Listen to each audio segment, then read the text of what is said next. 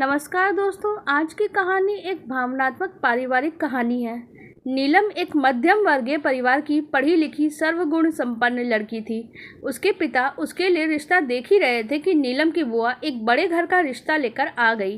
देखने सुनने में सब अच्छा लगा तो नीलम के पापा ने नीलम की रजामंदी से उसका रिश्ता वहीं तय कर दिया।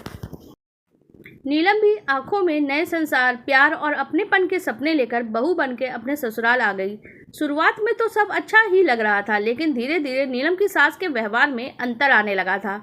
वह हर रोज कांता जी हर बात पे टोकना और छोटे घर की होने का ताना देना शुरू कर चुकी थी। शादी के 4 दिन बाद ही घर के सारे कामकाज का भार कांता जी ने नीलम के सर पे मर दिया और खुद हर काम पे नजर रखने और कमी निकालने में लगी रहने लगी। एक दिन सब्जी में थोड़ा सा नमक ज्यादा हो गया तो कांता जी चिल्लाते हुए बोली, कुछ सिखाया नहीं है तेरी माँ ने, ढंग से काम कर वरना। नीलम ने किसी बात का जवाब नहीं दिया। नीलम कपड़ा धोने के कपड़े लेकर जो वॉशिंग मशीन थी उसकी तरफ बढ़ने लगी। तब कांता जी फिर से चिल्लाते हुए बोली, तुमको पता भी है मशीन चलाने से बिजली का बिल कितना ज़्यादा आता है?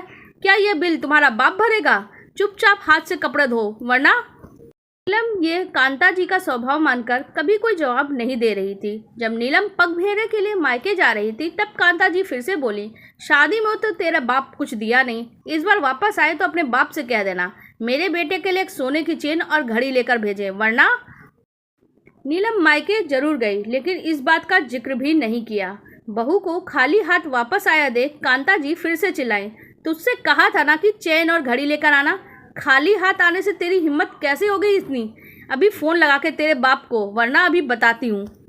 कांता जी का इस तरह से बार बार बाप का नाम लेना, इस बार बाप का नाम आते ही नीलम के सब्र का बांध टूट गया और वो भी ऊंची आवाज़ में जवाब देने लगी, वरना क्या माँ जी, वरना क्या?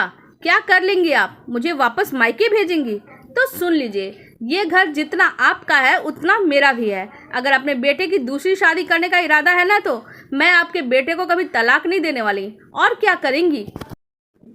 मुझ पर हाथ उठाएंगी? सोचना भी मत। मैं स्कूल में कराटे चैंपियन रह चुकी हूँ।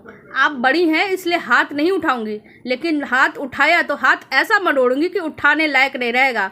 और क्या करेंगी? रो धो के अपने बेटे और ससुर जी को दिखाएंगी, मेरी शिकायत करेंगी, त्रिया चरित्र दिखाएंगी, बेटे और परिवार वाले को मेरे खिलाफ करेंगी। तो सुन लीजिए, मैं भी स्त्री ही हूँ, ये रोना धोना नौटंकी करना मुझको भी आता है।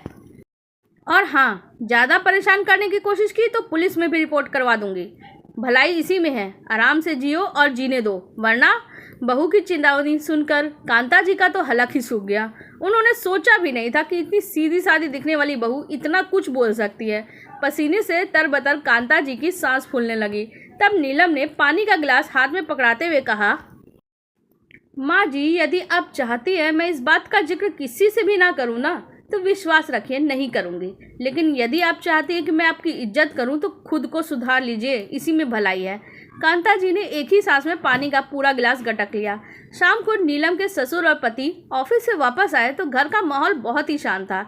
नीलम चाय लेकर आई तो सबके साथ कांता जी ने भी चाय पी और कोई नुस्ख, कोई कमी नहीं निकाली। अब कांता जी को कोई कमी नज़र भी नहीं आ रही थी। पर आपको हमारी ये कहानी कैसी लगी कमेंट सेक्शन में ज़रूर बताइएगा। साथ ही वीडियो को लाइक कर दीजिएगा और हमारे चैनल को सब्सक्राइब कर लीजिएगा।